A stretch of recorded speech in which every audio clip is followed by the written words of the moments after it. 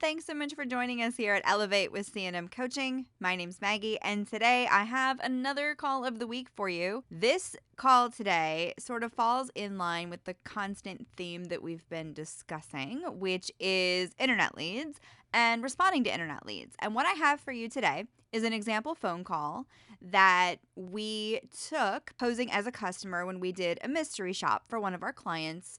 And I want to play this call for you. It is scrubbed, so you will again hear it making a sound like a chipmunk is talking, and that is because we have to obviously remove all personal and confidential information. I'm not going to remove the customer's name in this call because it's actually us, so it's an alias, so it's not an actual customer's name that we have to protect. But let's take a listen to this call and see what you guys think. So just a little background here. One of our coaches went to this dealership's website, found a vehicle they liked, and submitted a request for information on that vehicle. And this is the phone call that the dealership placed to that customer. Let's check it out. Hello. Hi, may I speak to Tanya? Yeah, it's she. Hey, Tanya, my name is Elizabeth. How are you? Oh, good. How are you? So our rep just made her first mistake. She asked the customer, "How are you doing today?" So just keep in mind that one of the things that you never want to do is ask someone how their day is going or how they're doing today. And it's not because we don't care. It's because of the can of worms that you are potentially opening by asking someone how their day is going. Particularly when we're dealing with the used car market, we are constantly dealing with customers that are going through a lot of life experiences that aren't always positive. And so starting off a conversation by asking someone how they're doing just brings all of those feelings that they might be experiencing to the forefront. We don't want to start a conversation off that way. Instead, I recommend saying, "Hi, is so-and-so available?"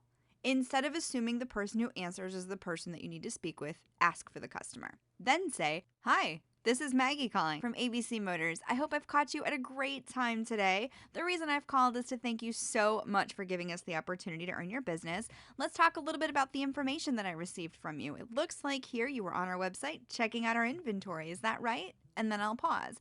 So always start by asking for your customer. Don't assume the person who answers is the person you need to speak with. Then give your introduction, and instead of saying, "How are you doing today?" mention you hope you've caught them at a good time to complete that authorization, and then follow that up with, "Thank you so much for giving us the opportunity to earn your business," which is immediately boosting your customer's confidence in you as a salesperson or as a BDC rep or as the dealership as a whole. Because remember, you've only got those first 5 seconds. Make them feel valued right away. Good. Reaching out to ask if you had any questions about your online vehicle search. I try to encourage staying away from asking these types of questions. If you think about what she just did there, she passed all of the control back onto the customer, which is not what we want. We are the ones that work for the store. It's our job to be prepared before we even call the customer, which is something that we had talked about earlier in the week with our first podcast. Getting yourself prepared before you even call the customer. Now, to give you a background, this particular dealership doesn't actually receive a copy of the lead immediately. They use a feature from a company called Call Drip, which essentially immediately contacts their customers right away. So as soon as the lead goes in, their phone rings, and when the rep picks it up, it's actually dialing the internet lead that was just submitted. So the system might take a minute to catch up, but the thing is this particular website doesn't forward the rep information on what vehicle the customer was looking at in the CRM. So you might have a situation where you don't know what car they were looking at. So I would just say, very broadly, "I see here that you were on our website checking out our inventory. Is that right?" And then after they say yes, I would say, "Was there something specific that you were interested in?" This allows you to gain control of the conversation, but you're still engaging with your customer. They're not controlling the call, you are. Yeah, I do have a question. When I went online, it said something about matching down payments up to $1,500. So if the down payment on this Acura MDX that I was looking at is $600, if I put $600, do you match $600 where I have a bigger down payment? Right. So before I get into down payments or anything along those lines, I'm going to say, oh, you're looking at the Acura MDX. That's a great choice. That vehicle's been super popular. Let me go ahead, make sure it's still available for you. While I'm doing that, I'd love to ask you just a couple of questions to see if you meet our minimum requirements for our financing program. This allows you to ask the customer a series of questions and get a response back from them so that you can ensure they are going to be a good fit for your financing program. The typical common questions that I hear at a subprime lender are going to be, can you prove your income? Do you have a valid driver's license? And can you bring us a piece of mail to prove your residency? So engage with them, ask them those 3 questions. And, when she does ask about that down payment, then at least you'll know if she's going to be a good fit for your program at all to begin with. It's really hard to handle objections and discuss down payments until you know exactly if your customer meets your needs or not. So if they don't pass the requirements at your dealership, it doesn't matter if the car is only $1 down, right? So remember, first things first, do they meet your basic minimum requirements? Yes, ma'am. So that'll be 1,200 for you. Oh, nice. Okay. Do you have that Acura that I looked at? Yes, it's Deleting location. location. Oh, okay. Okay. So do I need anything what do I need to get into a car there? I mean, other than the down payment that you've got listed, is there anything else I need to do or have?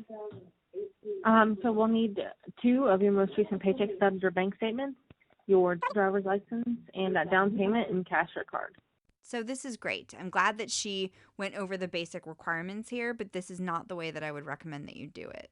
I would always encourage you to ask these as a series of questions instead. Remember, the purpose of the first few minutes of the call is to engage with the customer. So you're looking for them to feel comfortable and confident and one step closer to a vehicle. So you're better off asking these as questions, like I mentioned earlier, and not listing them off as items. Okay. That's it? Yes, ma'am. Did you want to come by today? So great job asking for an appointment, but I would do it a little different. Instead, I would say, when are you more available to come in? I've got time right now or a little bit later today. We are open till 7. That way you're encouraging the customer to come in same day and you're using choices to control the call. Let me see if I can get my stuff together. What time do you close? Station closes today at 7:30. Do you hear all that talking in the background? Like, that is someone sitting near her on the phone. This is why people should be using headsets, because you can get noise canceling headsets, which will eliminate background noise.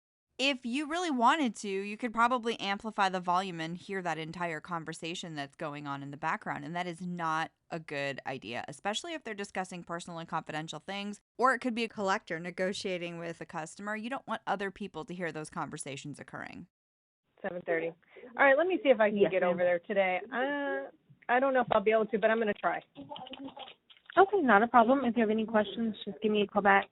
My name's So the best thing that she could do at this point would be to give out her contact info. Hey, do you have a pen? Write this down. Here's my name. And then say, you know what? We get really busy down here. I know how valuable your time is. So how about we go ahead and pick a time? And you can always let me know if something comes up and we need to move it. I've got time right now or a little bit later today, which works better for you. Or maybe she throws times out there. I have a 2:15 or a 3:45.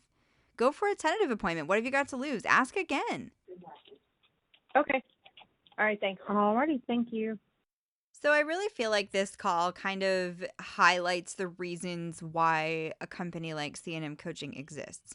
We help you write specific word tracks that your team can use that are 100% customized to match exactly what you need and what your business does. And then we train your people how to use them. And as you can see from this specific example, the call had no structure to it. The rep was never in control of the call. The customer had to ask all of the questions. And I would consider this an unsuccessful call because we ended the conversation without an appointment. And the entire reason we pick up the phone in the first place is to get the customer to like us so they want to come through the door. And I don't feel like that was properly executed in this conversation. The customer had to ask every question. I'm surprised she didn't offer her own appointment in this call. So we really need to work to stay in control. Think about your requirements. What are the things that you need at your dealership? What are the things that you want a challenged credit customer to know about what makes you unique? What are your requirements for challenged credit customers? And then how can you help boost their confidence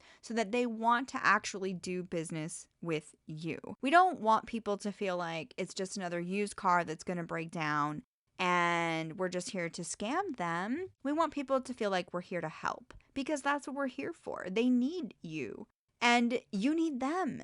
So make sure that your customers are getting top-notch customer service, that your reps are delivering the appropriate information that you're asking them to deliver to your customers. Or if you're a rep yourself, what is your overall sales call goal? And are you getting that message across and accomplishing those goals in your sales calls? Like, that's the reason we pick up the phone, is to get the customer in the door. So let's focus a little bit more on how we can accomplish that through our actual structure and our verbiage during our sales calls. Have a great weekend, everybody. Thank you so much for joining us, and we'll be back next week.